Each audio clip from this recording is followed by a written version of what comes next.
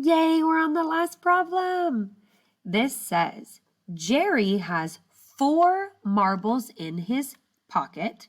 So 4 in his pocket and 10 in his hand.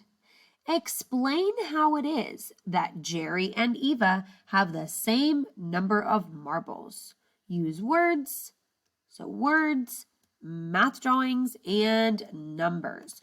Remember, Eva had a group of 6 and a group of 8. Jerry has a group of 4 and a group of 10. I need you to explain how is it that they have the same number of marbles if their amounts are different, right? I want you to show me with a picture and numbers so you can do pictures, number sentences, number bonds, okay?